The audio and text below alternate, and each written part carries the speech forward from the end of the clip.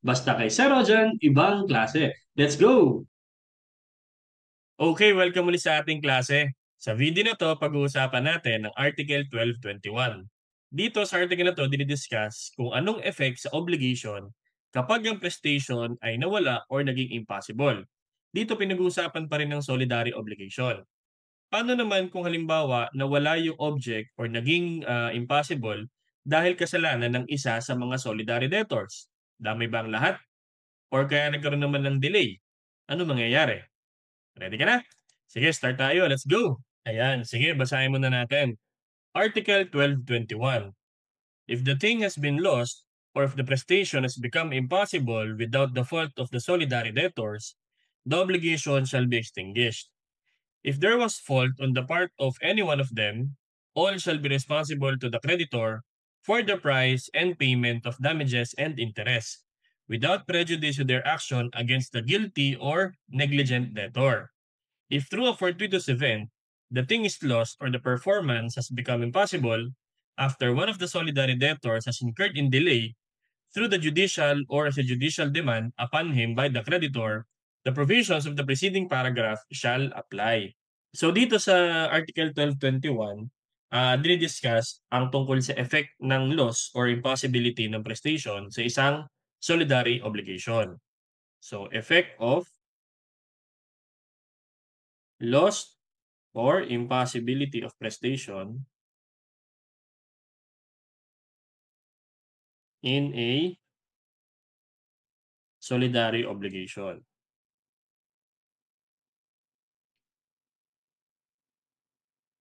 Yan. So, pag sinabi natin prestation ulit, ito yung sa 1156 natin na tungkol sa object. Okay? So, this is the object of the obligation. Ito yung to do or to give, to do or not to do. Okay? So, pag sinabing lost or impossibility, nawala yung object or naging impossible na siyang gawin or ibigay, okay? So, ano magiging effect sa isang solidary obligation? Okay, solidary obligation, pwedeng marami siyang solidary debtors or solidary creditors. So, in this case, ang perspective natin ay si solidary debtors. Marami tayong debtors. Tapos yung kanilang obligation ay solid or solidum or solidary. Okay? So, ngayon, dalawang pwedeng mangyari dyan. Ano? Scenario number 1, yung effect, depende yan kung halimbawa walang fault. Okay? Without fault of any. Okay? Solidary debtors. So, yun yung una, no? Pangalawa, may fault, syempre. So, kapag walang kasalanan ang isang solidary debtor sa isang obligation, kaya nawala yung object or impossible na, edi ang ating ruling dyan is obligation is extinguished. Okay, due to the concept of fortuitous event, no? No, doon sa general rule natin, no one shall be liable due to fortuitous event. So, basta walang may kasalanan sa mga solidary debtors, obligation is extinguished. Okay? Yan, madali siyang intindihin. Basta walang may kasalanan, nawala yung object or naging impossible, wala nang obligation. Kasi nga, nawala na yung isa sa mga essential requisite para magkaroon ng obligation, which is prestation. Okay? O kaya naman yung impossible. Pangalawa naman, with fault. Okay? With fault of any solidary debtors. Pwede kasing with fault or kaya naman delay. Yan. Yan.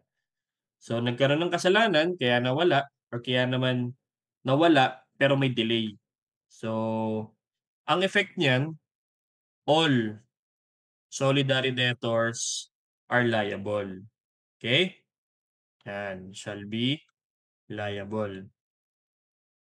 Okay? So, ang problema niyan, kahit isa lang ang may kasalanan dahil sila ituturing na isa, eh di lahat sila may kasalanan. So, parang concept niyan, the fault of one is the fault of all. Okay? Fault of one is fault of all. Kaya nga tayo one for all for one. Pag may kasalanan ng isa, kasalanan ng lahat. Okay? So, anong babayaran nila dyan? Kapag may fault, eh di babayaran dyan yung price ng object plus damages. Yan. Babayaran ng lahat yan, paghahati-hatian nila.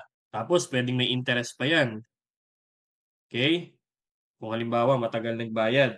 Pero sabi daw diyan, without prejudice. Kumbaga, puwede pa rin namang maka-reimburse yung mga walang kasalanan. Ito kasing price and damages, magbabayad talaga niyan yung guilty party, si guilty debtor. Pero, okey, parang ganito yan, eh, yung not guilty, ang babayaran talaga niyan, yung solidary debtor, ang babayaran lang niya yung price, okey, kung magkano yun. Pero yung guilty, babayaran niya, yung price, plus damages and interest. Ang problema kasi, walang pakialam si creditor kung sinong may kasalanan. Basta siya ay nawalan at merong may kasalanan, kailangan managot lahat. So, sisingilin niya kahit sino, kahit walang kasalanan, pwedeng singilin niya dun yung damages and interest, pero without prejudice. Okay? So, mangyayari, sisingilin nung not guilty yung guilty para dun sa damages and interest. Okay? Ganun din ang concept ng delay. Kasi kapag nag-delay, halimbawa, kung ang reason kung bakit hindi nabigay dahil kasalanan ng isa, halimbawa, ibibigay na yung sasakyan, ginagamit nung isa, kailangan na nung isa, nung creditor, okay? So, di maibigay, nagkaroon tuloy ng delay. So, therefore, yung guilty party ang magbabayad talaga ng damages and interest, kaya lang dahil andito yung isa mas malapit, siyang sisingilin at hindi niya puwedeng itanggi yun, sasabihin, "Hindi ako may kasalanan, ba't ako sinisingil mo?" Kaya lang, siya ay parang ikaw. So therefore, parang kausap ko din ay siya, kapag ikaw ang kausap ko. Okay? Sige, bigyan tayong example. So doon muna tayo sa scenario number 1. Halimbawa, si A, B, and C may utang na magbigay ng sasakyan kay X. Okay? Let's say yung sasakyan ni A. Okay? Car of A. Yan. Yun daw ang ibibigay. Tapos, nagkaroon ng bagyo. Bagyo? Anong bagyo? Nagbigay ng bagyo. Okay? Nagbigay ng bagyo. Tapos nagkaroon ng bagyo, 'yan.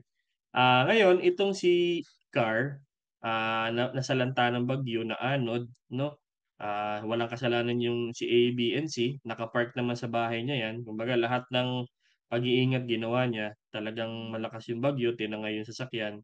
So, wala na yung sasakyan ngayon, so therefore the obligation is extinguished, okay? 'Yan, so extinguished na siya 'no, walang fault, none. Okay? So, scenario number 2, again, A, B, and C, may obligation na magbigay ng specific car kay X. Tapos, nagkaroon ng parang nanakaw yung sasakyan kasi naiwan ni A yung susi sa loob, hindi naka-lock yung sasakyan, nabili ng gamit or ng pagkain si A, nakarnap tuloy yung sasakyan. So, at fault si A. Okay? At fault. Yan.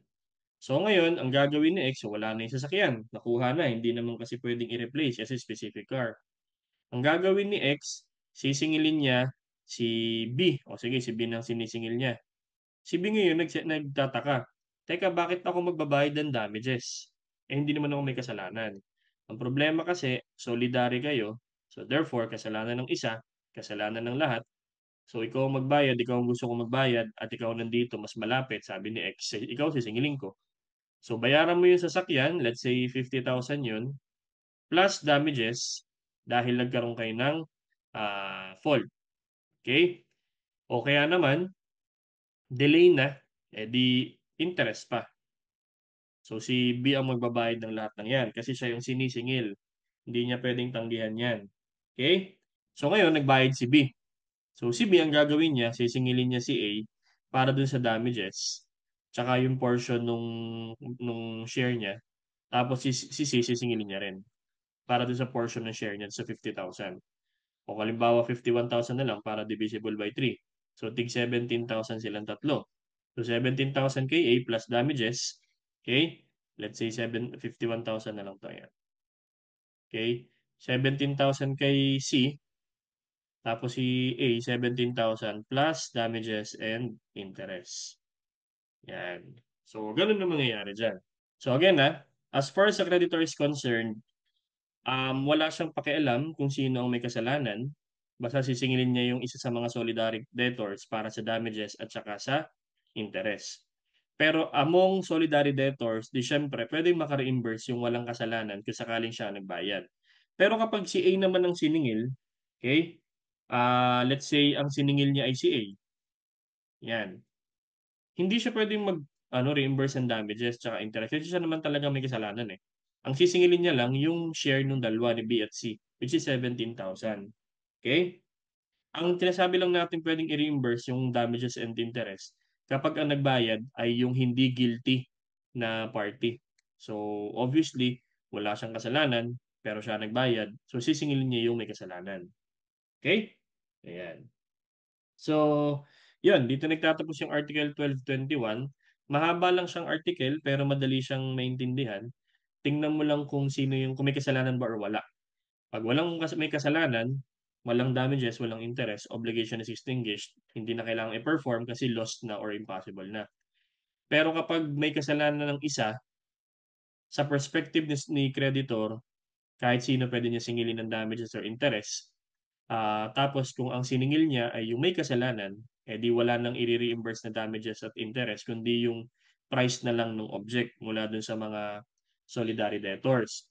Pero pag ang siningil ay yung walang kasalanan, di pwede siya maka-reimburse doon sa mayroong kasalanan na debtor para sa damages and interest.